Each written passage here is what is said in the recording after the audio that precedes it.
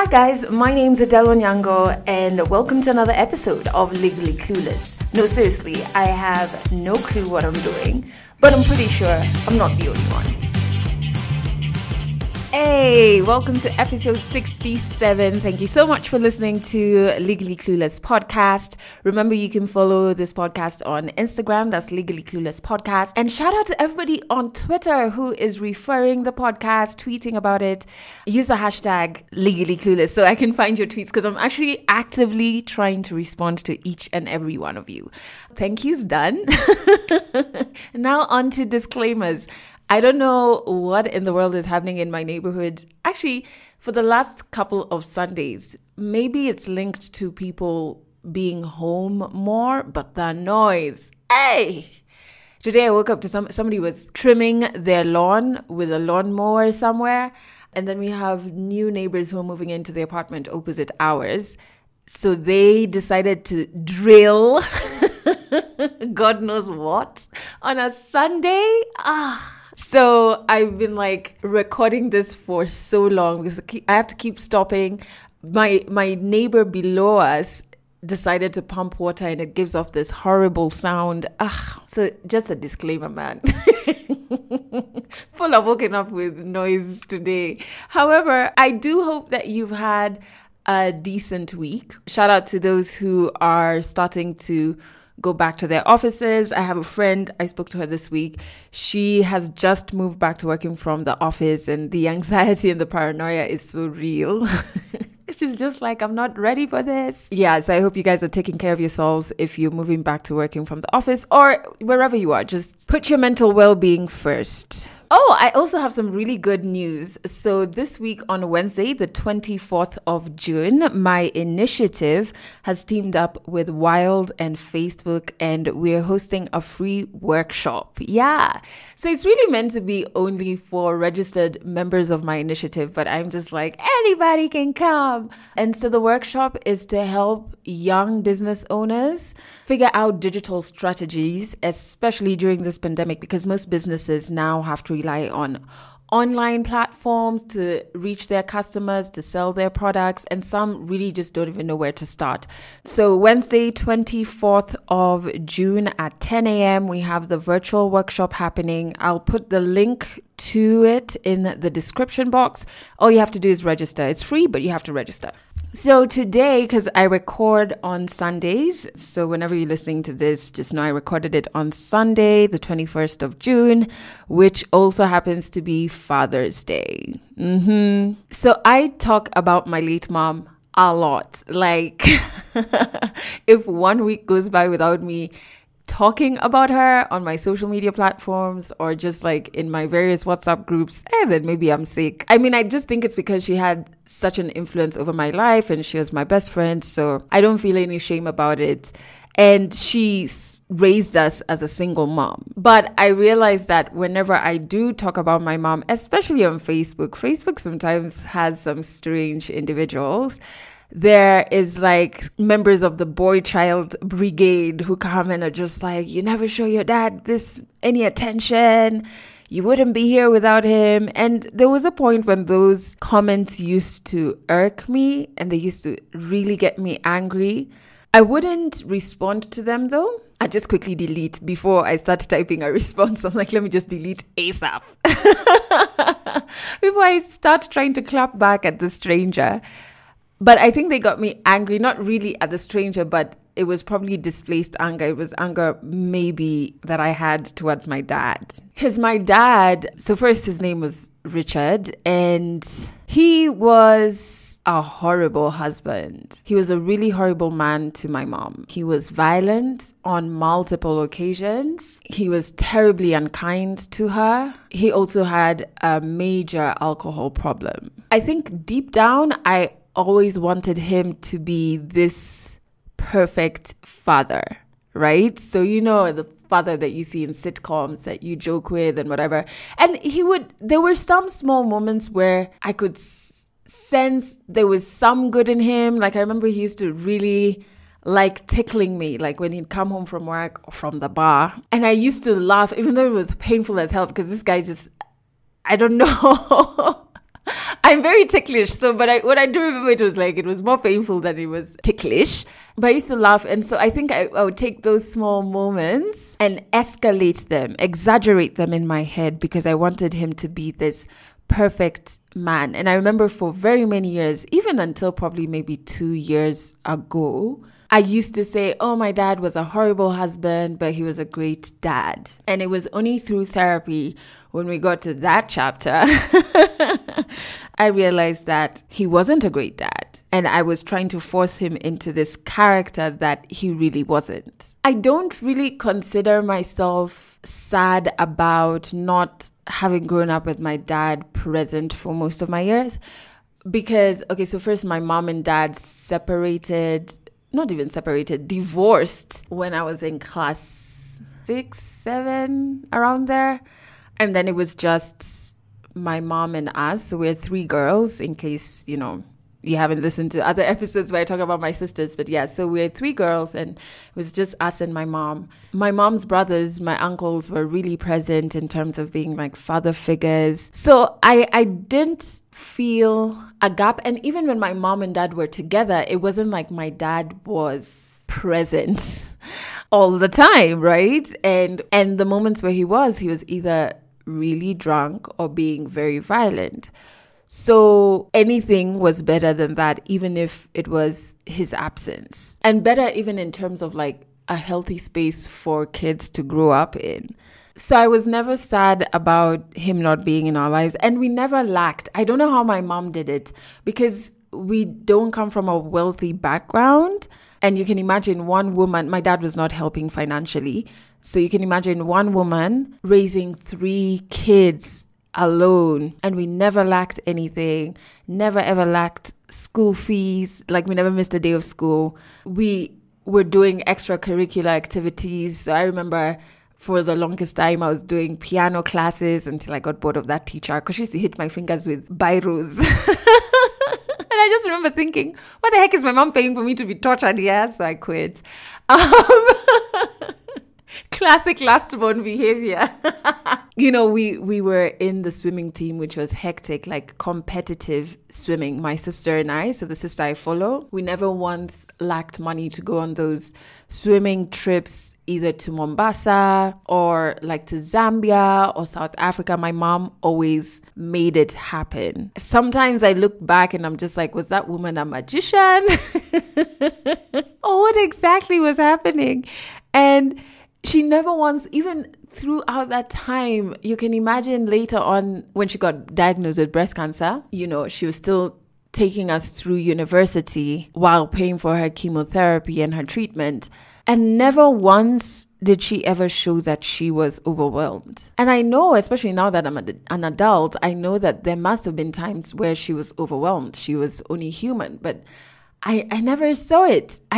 She always just had the smile. Even when things were thick, she always communicated either with her words or her demeanor that, she was going to find a way out and that we were going to be okay. And she got criticized a lot for her parenting style, which was more conversational. Obviously, yes, I did get disciplined, like when I was younger, because even me, I used to do like the most... we need to do an episode about dumb things we did as kids. But I did get disciplined, but it was more, her parenting style was more conversational and more meeting you at your level and showing your kids respect as well, which in most typical African households is not really the case, especially for our generation. So she got criticized a lot for that. She got criticized a lot for being a single mom. So when you think about church circles, it's like, why are you divorced? I remember when she got shortlisted to join the National Cohesion Commission, and they were doing background researches on everybody who was nominated to be part of this commission. They called Kisumu, which is, the town where my mom spent many years of her life at a point, to find out why she was divorced. Why is she a single mom? And mark you at this point, my dad is long dead. And I'm just like, what the hell? Like, instead of looking at this woman's education, experience, you're trying to figure out, but yeah, she has all of these papers, but why is she a single mom? So there was a lot of criticism just by virtue of her being a single mom. It's almost like those entities didn't even give a damn that she was doing a stellar job at raising her kids alone. And so, I don't really suffer from dad envy. It's something that Val, my best friend, brought up a few episodes ago when she shared a story of growing up in a violent home and having a dad who her and her dad do not have any relationship right now. And she talked about having dad envy. I realized, especially today, when you go on social media and you see everybody celebrating their dads, I think it's pretty cool when people are celebrating their dads, and it doesn't make me envious at all. Because I know things would have been much worse if my mom forced herself to stay with him. So I'm just like, hey, kind of had a really cool dad too, in the form of a single mom. And obviously my uncles behind the scenes. But I do want to send virtual hugs to people experiencing dad envy, because that is a thing, to people who have lost their dads. They've passed away. I know a few people personally. And so I know how Mother's Day affects me. So I can only imagine what Father's Day is for you. And I'm so sorry.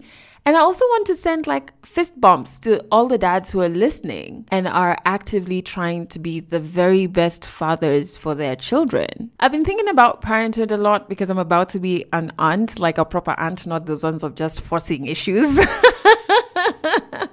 And I'm just like, whoa, we really need to work hard to create an environment where this child is going to be able to be their most true and genuine self and have a healthy environment wherever they go, whether they go to see either of their aunties, whether they're at home with their parents. You know what I mean? So I'm thinking about that.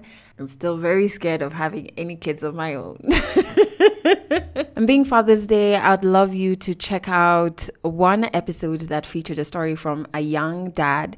And he was so vulnerable, sharing about, his fears. And that's in Legally Clueless episode 50. But here's a snippet of his story. I saw my wife deep in morning sickness. First of all, it's not morning sickness. It's sickness. Perpetually throwing up, perpetually unwell. That's when I was like, yo, this baby is coming, So I started getting scared.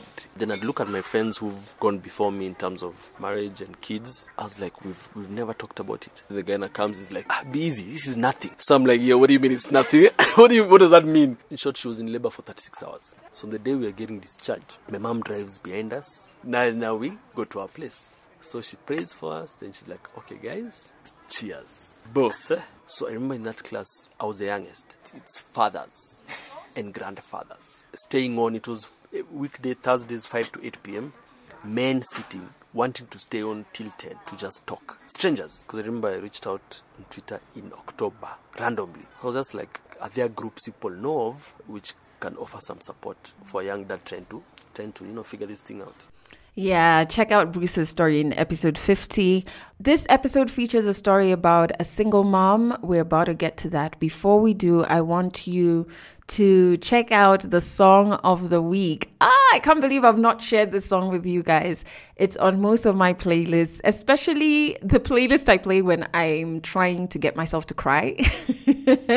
I told you guys, I cry a lot, but it makes me feel so much better afterwards, so I don't mind. It's by a lady called Laura Mvula. So Laura Mvula is a British singer.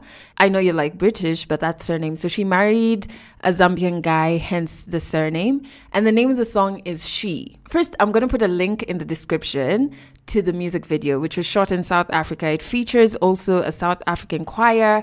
It is so beautiful. It builds up so beautifully. It's a perfect song to listen to when you're on the brink of giving up and you're just done with this life's shit. It's a great song to listen to because it will make you understand that you have to keep moving. So check out the link to the song in the description box. But on 100 African Stories, I'm super excited about the story because it's from a Legally Clueless listener. Yes. And, she sent through her story demo and we worked on it. I sent her some story prompts and then we recorded her very powerful story about being a single mom. And I'll always remember that she said in her demo, she wants to share that being a single mom is challenging, but people always think it's only challenging in terms of finances. And she was like, that's the last thing that is challenging about being a single mom. So it's a story by Rose Kellen. I hope you guys get inspired by it. I definitely did. 100 African stories. There is no proper life that you live in university as a musician. If I constantly just walked around feeling sorry for myself, I'm never going to get anything done. There was a bit of frustration in between all of that. I've been breaking my back for this company. Therapy is not for the weak or for the crazy. Stories from Africa. My name is Rose Kellen. I am 27 years old. I'm a single mom. I was born in Kenya but raised in Tanzania. I currently live in Kenya. I became a mom in 2018 and it first started in, I knew I was pregnant in February. So I used to sleep in the afternoon, like I'll take a nap randomly when I'm at work. And that kind of scared me because I was like, I never ever take a nap ever in my life. So the first day I slept in the office, I was like, something is wrong here. But then I wasn't that worried. I was like, it's nothing. Maybe I'm just tired. I've been too busy with work and stuff. But then one day I was going for lunch with my friend and I asked my house help, please take a photo of me. I was wearing this bodycon. I'm a big girl, but still. So I was wearing a bodycon, a black bodycon, I remember. And it was 23rd February 2018. So I'm there taking a photo. And then I look at the photo. I'm like, whoa, I'm pregnant. I was just 100% sure I'm pregnant. So I told my friend, like, yo, I think I'm pregnant. She was like, no, you're not pregnant. You're going to be okay, blah, blah, blah.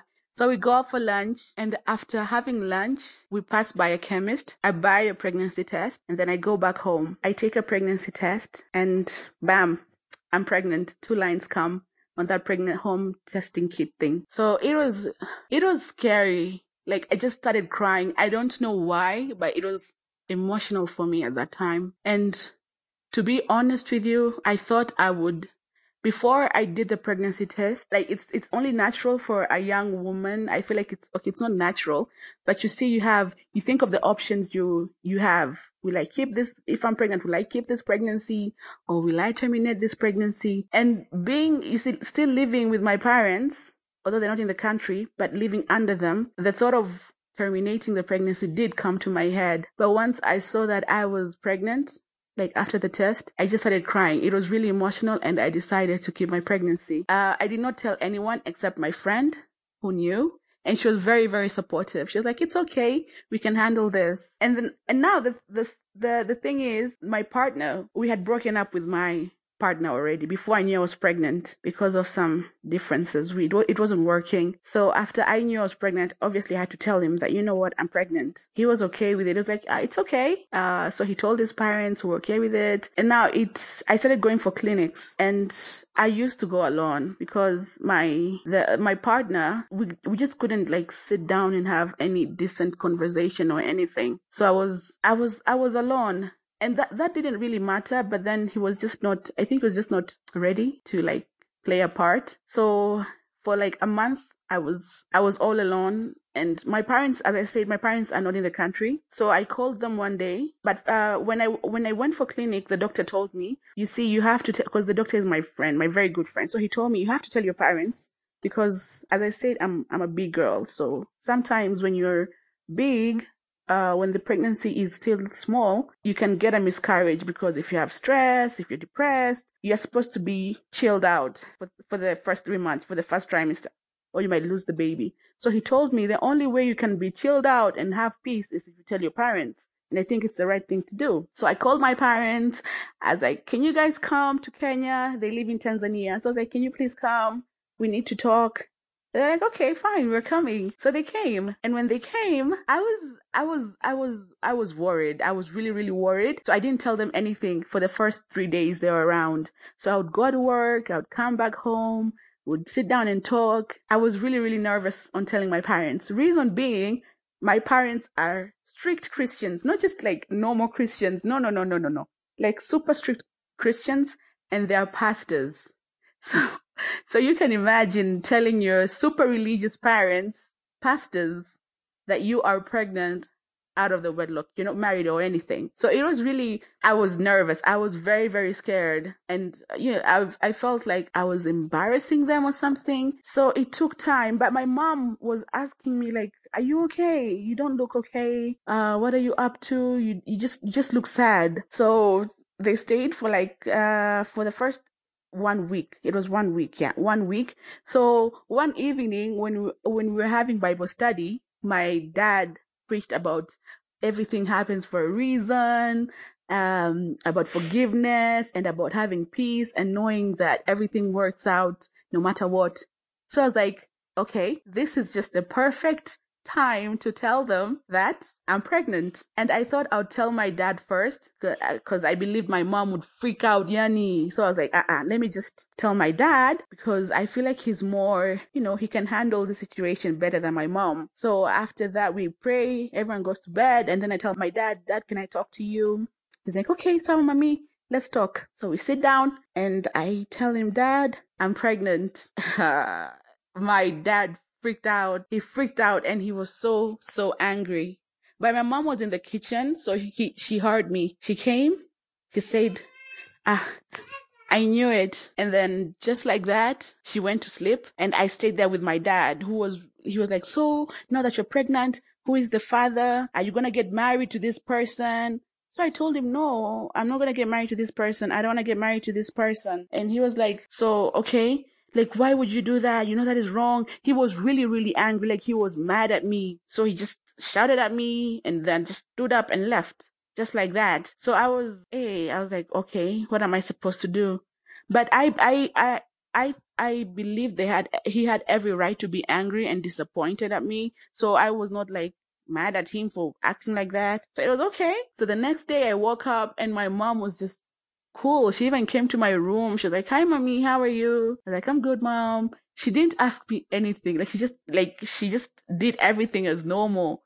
But now my dad was angry. He didn't talk to me. Actually, for a couple of days after that, my dad was just he was just angry. But my mom was very supportive. So that continued. And after a few days, my mom was like, you have to talk to your dad. So yeah, we sat down with my dad and I talked to him. I told him, you know what, Dad, I know what I did was not right, but it has happened and I'm going to be a mother. So I'm sorry. You have every right to be angry with me. It's okay, but just forgive me and I just ask you to be there for me. And we talked about it and he was okay. He forgave me. And yeah, I started going out for clinics alone now. Now that my parents knew, I was more free with it. Like I was happier.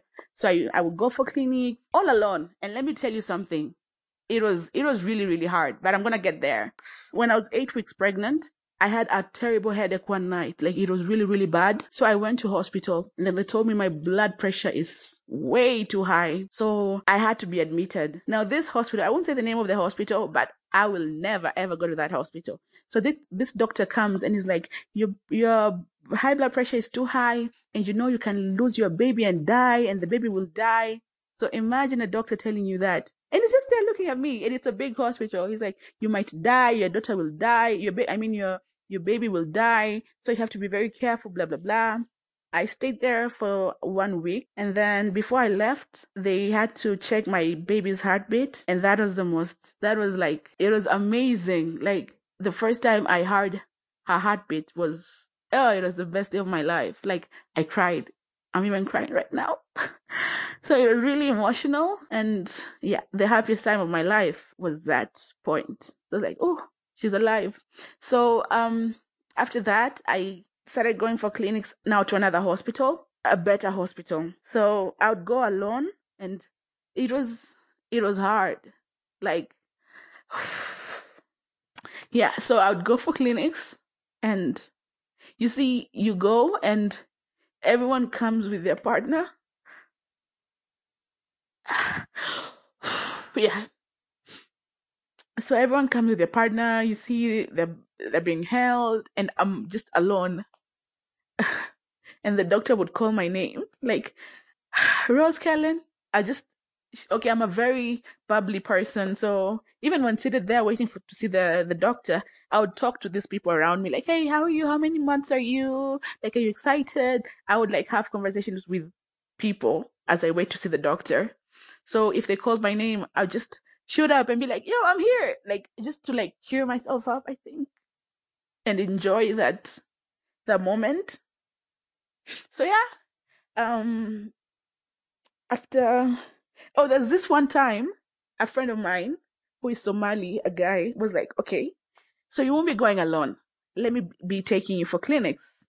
So that day he took me for clinics, and I don't know what, like, people were looking at us weird, especially like people from his part. So it was, yeah, but I felt really good. But then I was like, don't come with me next time. I'm okay. I don't want people staring at us. In October, when I was going for my clinics, I was 9 months. So that day, my house help was like, let me take you, because don't go alone. Let's go together. I was like, okay, fine, let's go.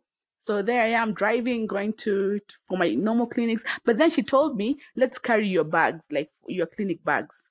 You never know what's going to happen. So yeah, I was like, okay, fine, let's go. So we drove there, and I remember I was dancing to this song, this Gengetone song. I don't remember it, but it was hitting that time. So I was like dancing and driving, and then I get to the hospital.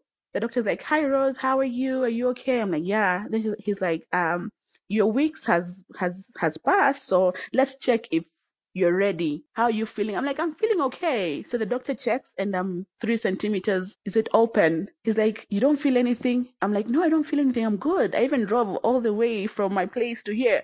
He's like, okay, you're supposed to go to like the labor ward any minute from now. So I went, and that was a long day. Now they started checking.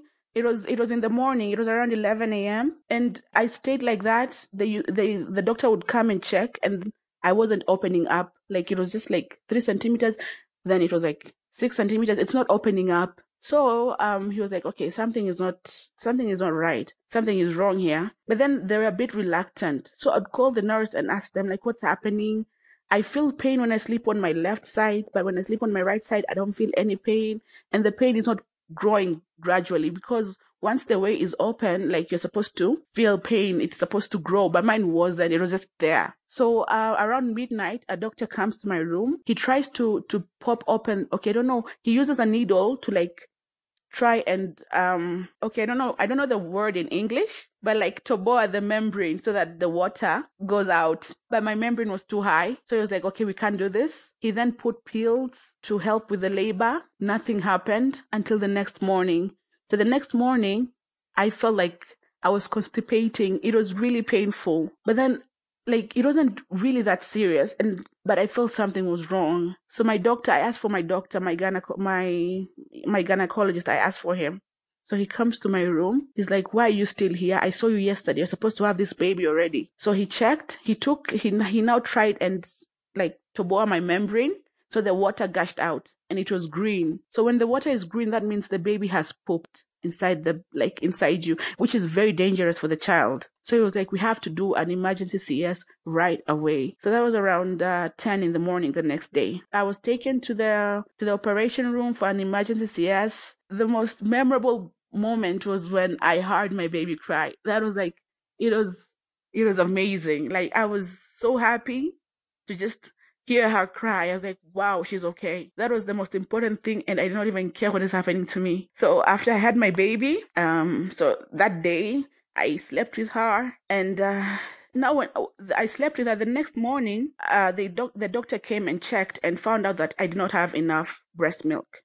But then I noticed that my baby's eyes were yellow, but the doctor did not say anything about it. So I thought maybe it's nothing serious. So the next day when the pediatrician and the pediatrician came to check my baby, he was like, hey, your baby doesn't look fine. And they checked her blood sugar. It was very, very low.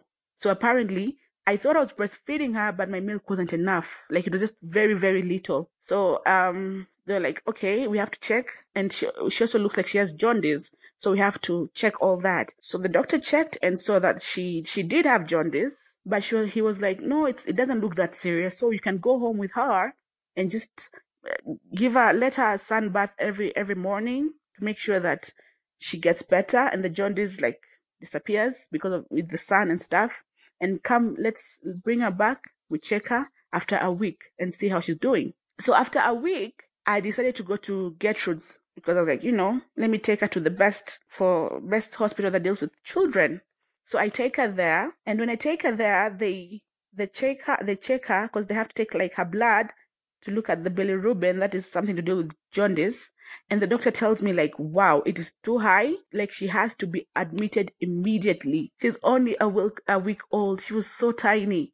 So they're like, we have to admit her at the main hospital. So that broke me. Like I was in so much pain because I still have the CS wound. And here they are telling me that they have to admit her. They actually have to, because I wasn't in the main hospital, the main Gateway hospital. So they have to take her to the main hospital for her to be admitted. And they're like, we have to use an ambulance for that. I was like, wow, like she's only 1 week and she's going to be in an ambulance. She's going to be admitted. So that really hit me hard. I called my parents. They came. They were in the country, but I had not gone for clinics with them. So they came, and the hospital, apparently the main hospital was full. The beds were full. So I couldn't go there. I had to go to another hospital. So I went to another hospital where she was admitted. And that was like, whoa, it was really, really hard. So she was admitted, and she there's this blue UV machine they're put in when a child has jaundice. So she was put there. She would be put there the whole day with just Pampers.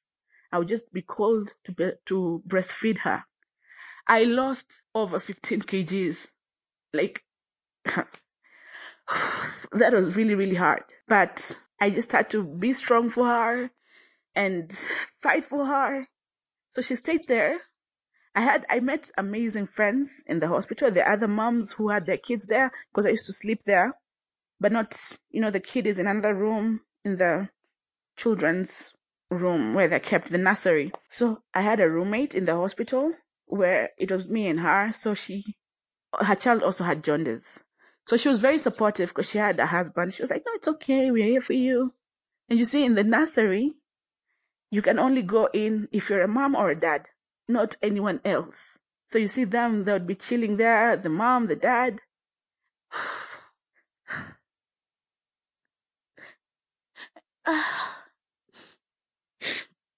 And I was alone. So that was really, really hard. That was really, really hard. But I had to just be strong for my baby. Okay, so after some time, she was okay. We stayed for about a week. She was better. She got better. Everything was okay. And yeah, we were now discharged from the hospital, and I went back home. But after going back home, it was still very, very hard. Like being a single mom, it's not even hard on you financially, but more like emotionally. Because even if you're not like, you don't want to be with a dad, because honestly, I'm okay, but you need that support. Like when the child wakes up in the middle of the night, I don't want to wake up the house help. So I just I'm like, she's mine. This is my baby. So let me just deal with her alone. But then I had good friends who came and they stayed. They slept over for like a week. They would sleep in my room on the mattress down. So they really, really helped me. So that continued. And I just kept on fighting and just trying to be a good mom. I almost fell into depression, but then my friends came through for me. My parents came through for me. And I used to hate it whenever it started becoming dark. Like that was I don't know why, but like every time it was about to be dark, I would start feeling empty inside. And that I almost that almost broke me. But then, yeah, I had supportive people around me. They would encourage me. They would talk to me. They would just support me. So that's how I dealt with that part. So after that phase, I had to accept that I am a single mom. I'm alone. That's the first thing I had to do. Stop expecting anything from the baby daddy and just say, you know what? You're in this alone. You're the mom. You're the dad. You can do this. I just had to talk to myself and encourage myself. So I did that. It took me time to use the word single mom. It took me so much time to say I am a single mom. I felt kind of embarrassed, saying that. And whether you want to agree with me, like even if people can't say it out loudly, but saying you're a single mom takes so much courage because of the stigma that comes with that title. So I had to just say, you know what, I am a single mom and I'm okay with it and I'm gonna deal with it and I'm just gonna be happy and take care of my daughter alone with the help of family and friends, but it's okay. And after I accepted that, I started even loving myself. I started even dressing better because at that time when I was depressed, if you saw me, I looked homeless. When you're sad, you also dress sad. So I had to be strong and I became strong. I started enjoying being a mom. I started loving it. And yeah, I started doing the best I could. So it actually made me a better person. It made me a stronger person. It made me happier. And I just started going for things that I want and things that I love and making sure that my baby's okay. She is one year and a couple of months. Is it 8 months? I stopped counting. She's very adventurous. She's stubborn, but I love that. I see myself in her so much. She's strong. She can't talk right now, but she's gonna come and be like, Mom, and take you to what she wants and points out she just makes me want to become better. And she's just bubbly and charming and I can see so much of myself in her. So I'm sure she's gonna be okay. But then I'm also scared that when she grows up and asks about her father, that kind of scares me. But I'm like, you know what? It's okay. We're gonna deal with that when that time comes. He's not ready, which is fine. It's not okay, but it's also okay. You can't force somebody to be a father. Because anyone can be a father, but not everyone can be a dad. So I'm like, it's okay. To other single moms out there who are going through what I went through, I just want to tell them that it's going to be okay, that they should just be strong, and they should make sure that they are surrounded by people who love them and care about them. And it's scary. It's really, really scary being a single mom, doing it alone, but you can do it. You're going to want to cry, and it's okay to cry. You can actually cry. I would put my daughter down sometimes, go to the bathroom, cry and cry and cry. And then, I'd be like, it's okay. Now time to go back and be a mom. So it's okay to break down and cry sometimes. It's okay to feel like you're not doing the right thing, but you are. And you're the best thing your baby can ever, ever ask for. And they love you no matter what. And you're important and everything's going to be okay. That's the biggest thing. It's going to be okay. Catch our next African stories in the next episode. Wasn't that just such a beautiful story? I was telling her as we were recording it that even the moments where she got emotional, I could still feel and hear her bubbly personality just sipping through.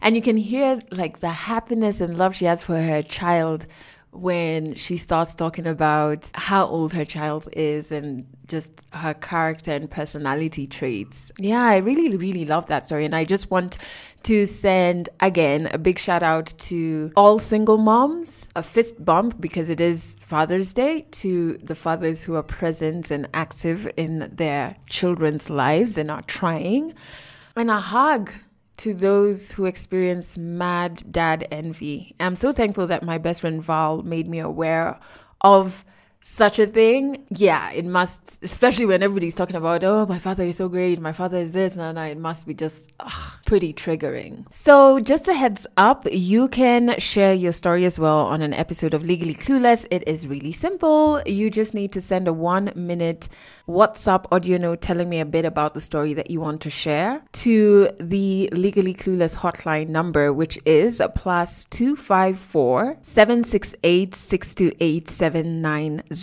And I will get back to you. I'll send you some story prompts, and then we're going to record the story remotely because Corona.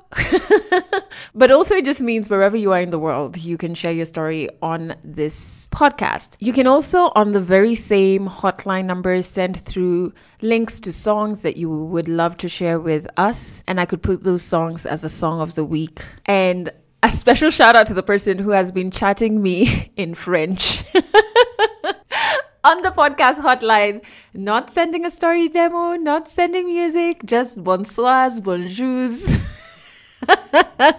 Shout out to you. You're really actually making my entire day. And then, of course, remember to follow the podcast on Instagram, which is at Legally Clueless Podcast. And that's it for this episode of Legally Clueless. You can share this podcast with your friends. You can keep it for yourself. I'm not judging. Just make sure you're here next week for the next episode.